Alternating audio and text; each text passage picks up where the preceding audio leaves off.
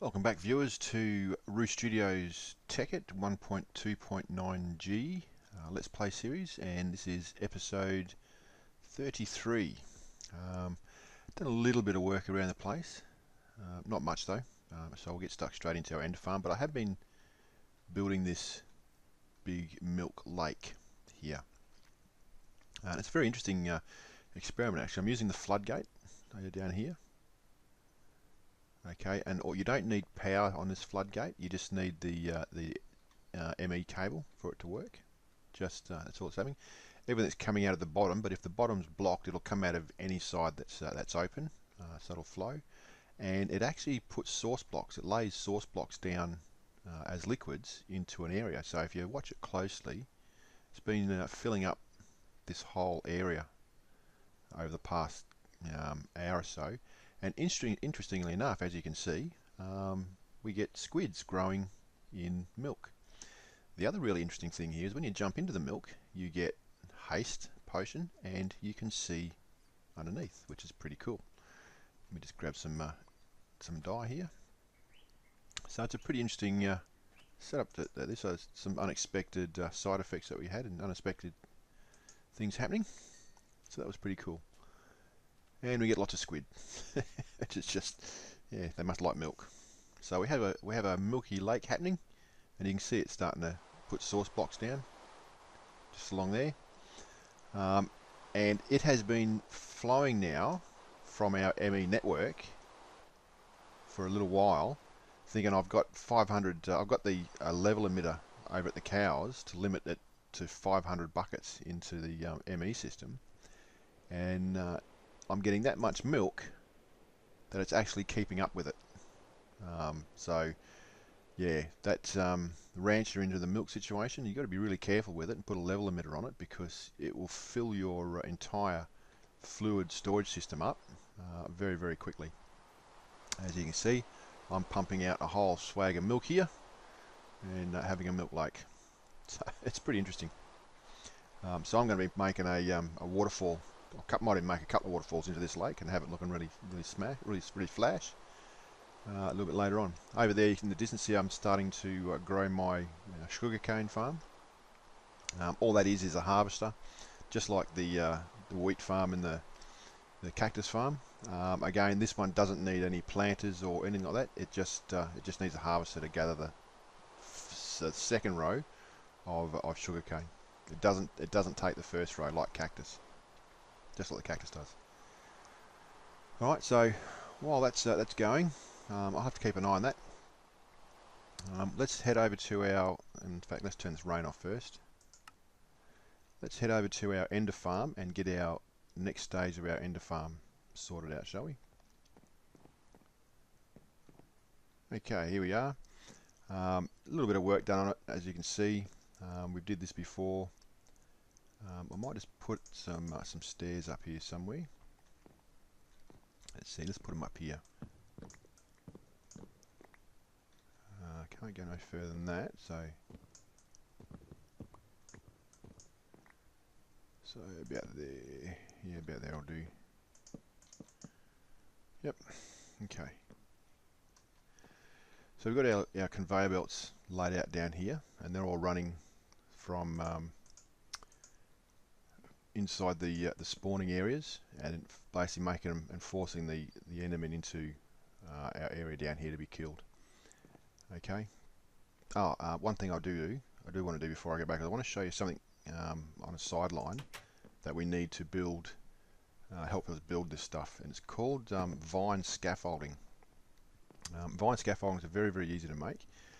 You get a lot of them, and all you need to do is harvest a heap of vines from a jungle or a swamp or something. Now, which chest did I put them in? It might have been the black one. No, brown one maybe. Yeah, they are. And all you need to do is, now we're not going to use all the vines because we need some of those. All you need to do is you make it like a door, and you get 8 vine scaffolding. Now, before I do this, I'm going to just clear some stuff out of my inventory here. Okay, so you need 8 vine scaffolding. So what we need is, let me just put one of those in here. We're going to need a heap of these because we need to use them to climb up. Yeah, that'll do. Need to use them to climb up as we build our spawning platforms. So that's how you build some vine scaffolding, and I'll show you how it works. It's really neat. So we're up here. We need to go roughly into the middle because we're going to build both sides here, and all we do is we place the vine scaffolding down like so. Okay, and you keep hitting. Oh, I had the shift button down. You keep hitting the bottom and it keeps adding to it. Alright, so you can go as high as you like just by hitting the bottom, and then to get up it you just start climbing. So it's a really neat system to help you with your construction work and getting by, and it makes life really easy. Now when you pull it down, all you need to do is hit the bottom one and they all break up. Right, so that's how good it is. So very, very useful tool to have, especially when you're building big structures like this. Okay, so vine scaffolding, we'll be using that a lot. Oh, I fell in, darn it. Never mind.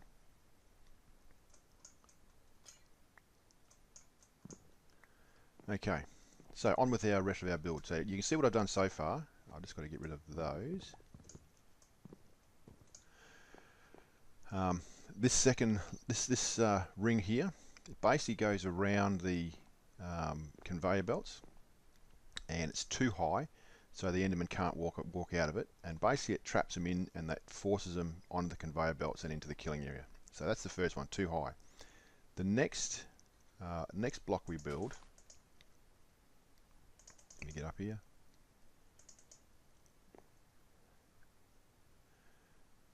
Need more.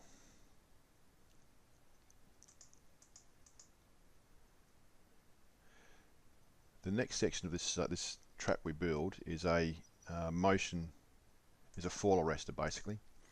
So basically what we're going to put in here is, again it goes around the conveyor belts, as you can see, full 13 wide, so it's the full width of the platform, and 4 wide, so you've got a 2 wide gap in the middle, and it goes up 1, 2, 3, 4, 5 high, I'm pretty sure. 1, 2, 3, yeah, 5 high. And then what you do is you just line the top of these with vines. They'll grow down to the buttons, and the buttons will stop them growing any further.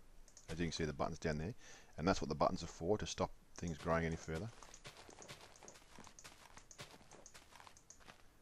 Okay, and that's that. Now in Ethos Labs build, his fall arrestor is 43 blocks high, because it stops the Enderman falling all the way down and killing themselves. It gets them to 43 high, so they get like half a heart worth of health by the time they hit the ground.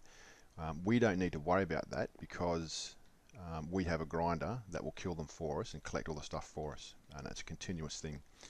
So ours is automated, where Ethos uses TNT or manually kills the Enderman. Oh, pardon me.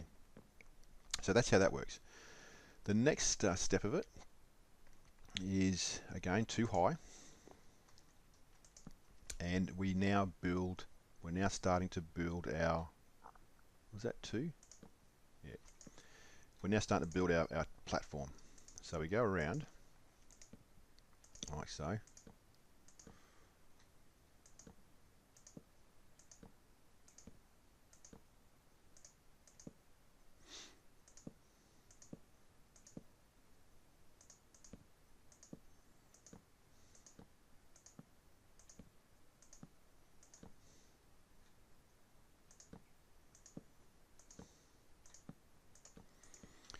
Alright, so we have a ring there.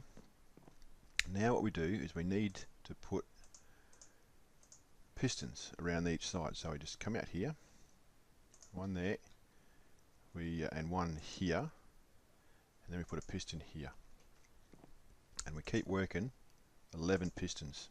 So 3, 4, 5, 6, 7, 8, 9, 10, 11. Okay, and the same on the other side. Now we don't need these anymore.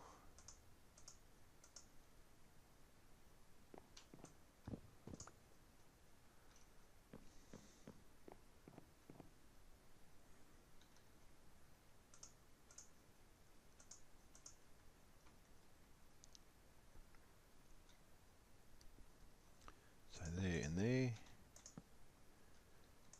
and 11 this way.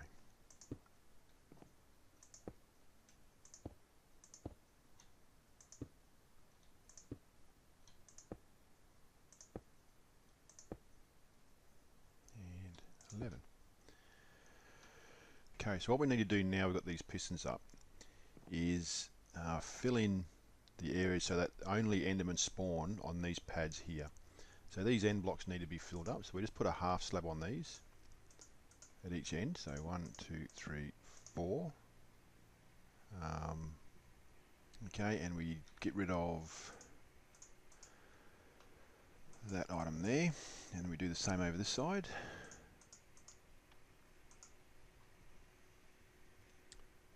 Put the toolbox back up, and I'll jump up on this one because we need to be up here for the next part of the build. Then 3 and 4, get rid of that. Okay, the next thing we do is we put 4 blocks up here, jump up, we put a block back here and a block back there, get rid of these 2 blocks. All right, and in here we place our tripwire hooks for the tripwire.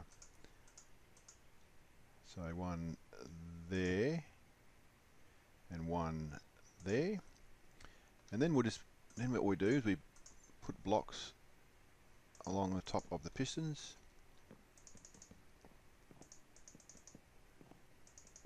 and do the same to this side.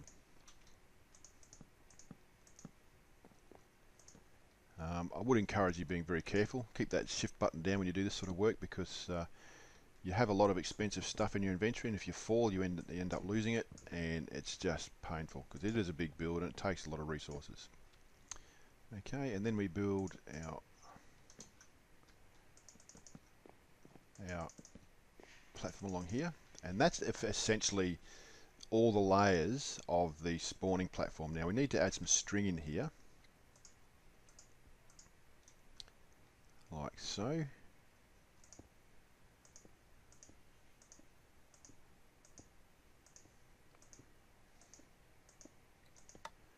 And along here.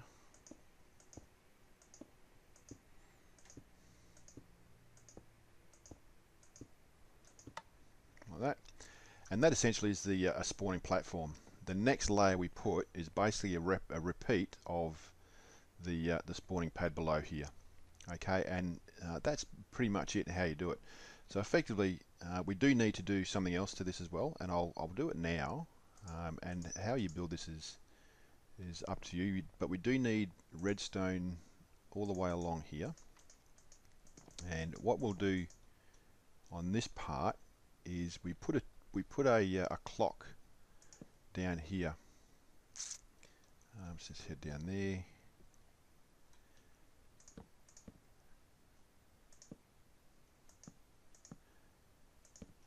And we put a comparator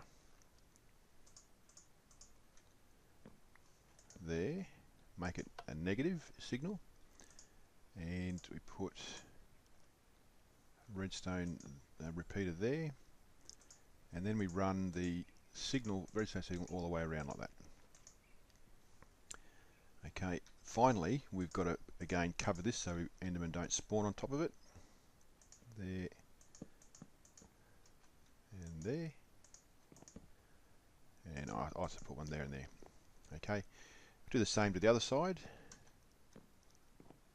So redstone signal all the way along, and then set up our piston. Now we put this clock down here because sometimes Endermen or other mobs will get caught behind the head of the piston, and this clock basically spams the signal so that the pistons move in and out all the time until the Enderman is freed up, and gets pushed into the kill area. So make that negative.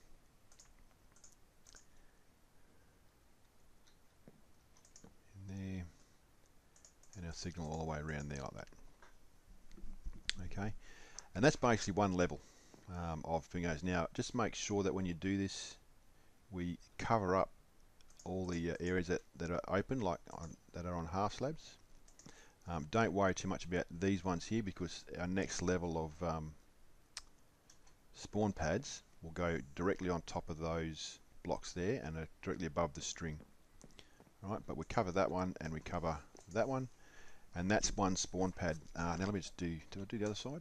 I've got to cover this other side here, like so. Okay, that's effectively one spawn pad there. Okay, I'll put a link to Ethos Labs Ender 2.0 so you can see his build. It's pretty much the same as this one.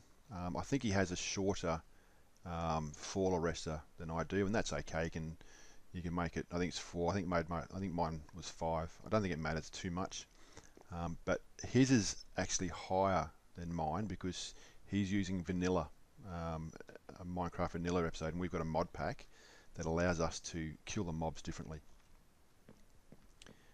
Okay, and that's it. So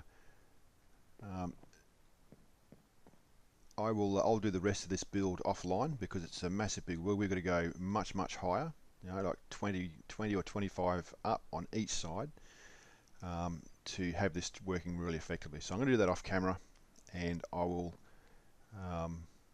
you'll see the finished product and that working in the next episode. So if you're liking this series, please like and subscribe. It helps me out, and I will catch you on the next tutorial. Bye for now.